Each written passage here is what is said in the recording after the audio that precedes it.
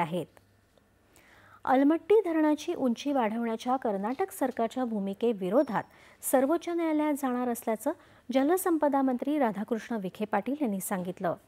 विधान भवनाच्या समिती कक्षात राधाकृष्ण विखे पाटील यांनी अलमट्टी धरणाच्या संदर्भात सर्वपक्षीय लोकप्रतिनिधींची बैठक बोलावली होती।